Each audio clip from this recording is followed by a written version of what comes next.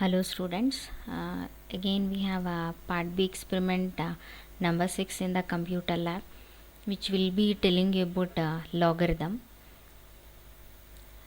So it is nothing but a leaky bucket algorithm, so where you'll be having congestion control. I hope in a few other subjects you may be knowing about what is congestion. Congestion is a state where the traffic is full and there is no possibility to allow other or next vehicle, like that if you are comparing with the vehicle traffic, like that the packet traffic that is in the computer network also occurs.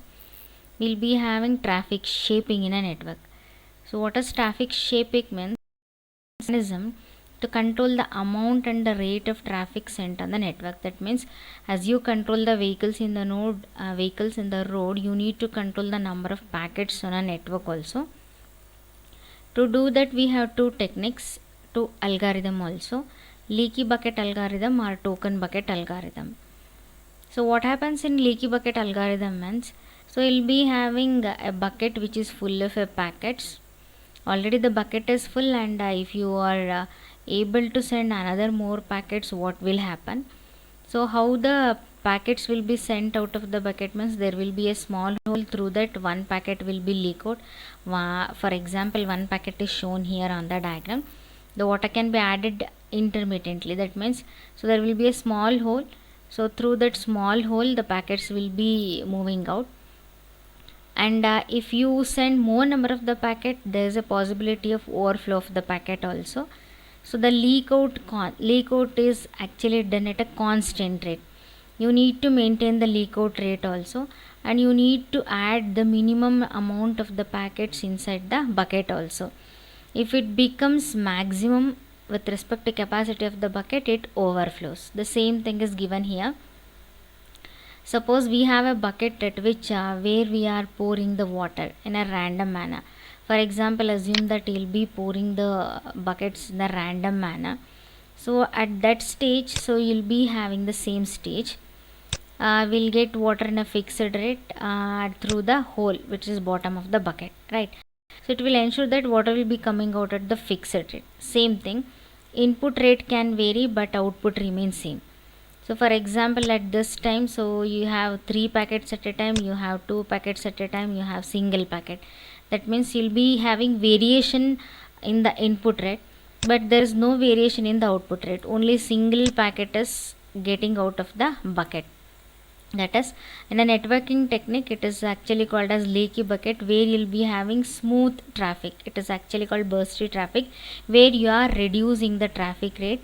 The bursty chunks are stored in the bucket. That means you not allow the maximum congestion here. You'll be actually tracking it, and you'll be allowing at an average rate. It is about the leaky bucket algorithm. So we have a comparison of token bucket and leaky bucket. So what happens in leaky bucket means, so the host has to send the packet. So that means the host has the capability. So here, depending on the token, the intervals has to be set. That means timing has to be set. And under the leaky bucket, the bucket leaks at a constant rate, but here at a maximum capacity. And here the bursty traffic is converted into uniform traffic. That means there is no rush there, so only fixed amount of traffic will be maintained after the output. But here, if any one packet is ready, that has to be sent. That means that has to be allowed. And in brackets, the bucket is at a finite queue. That means there will be a fixation of finite rate, but here there is no token in the bucket, the packet cannot be sent. So that means, so probably leaky bucket is the more advantageous compared to token bucket algorithm, where you have constant rate output. So this is the C program written for the leaky bucket algorithm. We need two header files, system.h and time.h.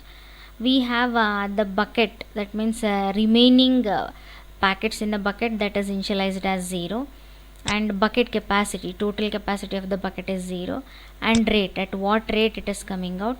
Then we have two more declarations for sent and receiving packet. First we'll clear the screen. So first data to be entered is the capacity of the bucket. Let us assume that 80 capacity or 50 packet capacity. Then rate of transmission. So how much rate you need to transmit at a time. Then we have again srand here just to give a delay of a function. So we have took the looping here, how much amount of packet has to be sent. So that packet is restricted, so with a again random function with a loop. So here you have an array where you are sending the packet. So see here, it is actually declared as clock. So that means at what interval of time you are sending it. It is an array of 5, that is a of 5. The clock packet side received sent remaining, that means how many packets it is remaining. For that we have a print statement again. So you need to check the remaining thing in the bucket. That means at the first attempt, let us assume that you want to send 30 packet. You need to check whether it is greater than bucket capacity. If it is greater than bucket capacity, so then you need to receive it. Again the remaining has to be subtracted, else again the same thing has to be assigned for the receiving packet. Again the extra thing has to be added to the bucket. That means continuously you go on adding the number of the packets. So you go on checking the packet, and it needs certain time. For that we have a sleep option.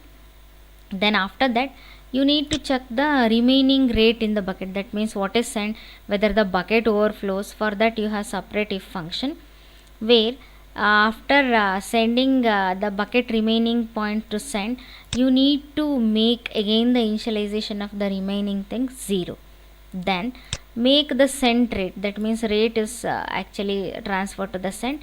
Then the remaining rate is again subtracted, so before sending it.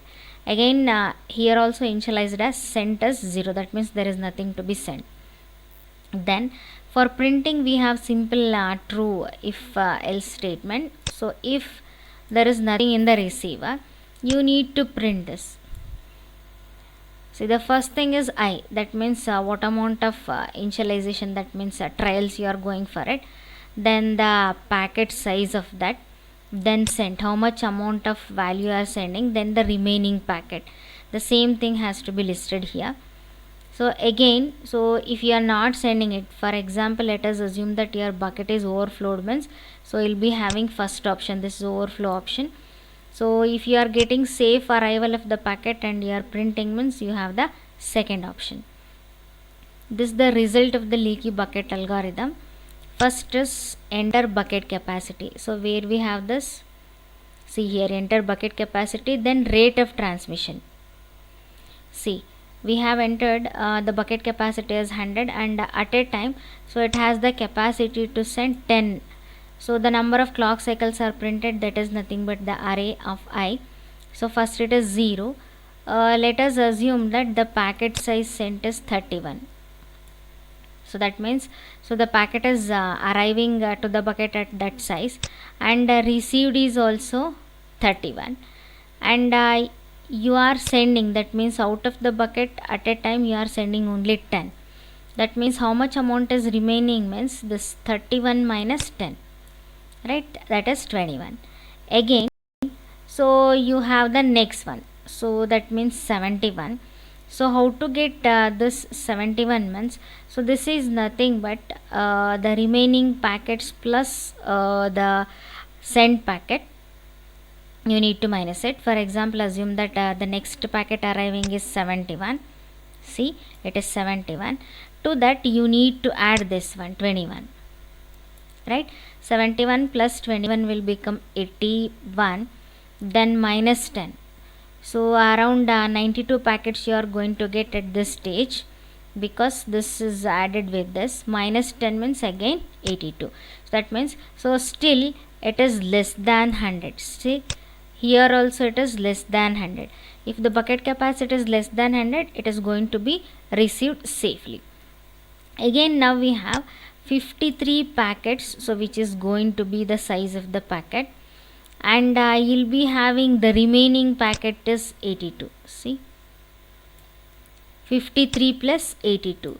So if you add 53 plus 82, it will be greater than 100, so which is maximum compared to capacity of the bucket. At that time it won't receive anything, right. So earlier whatever you have received, the same thing is represented here, right. So then afterwards you'll be having the next one. Now the capacity is 15, so that means 15 plus previous remaining, that is 72. So now the capacity is less than 100, so for that purpose it will be safely sent and the remaining packet is 77. See, whenever the packet size and the remaining size become greater than 100, then there is no receival of the packet at the bucket. So for that purpose you need to have the packet size fixed, so wherever you have this, and send frame size also fixed. This is about the leaky bucket algorithm. So this is experiment number 6. First thing is you need to remember the flow of the program, so how much amount of the data you need to fill, because the capacity should be more and the rate of transmission should be less. Whenever you are giving input to the program, you should remember this also. So this is the last experiment in the part B CN lab. Thank you.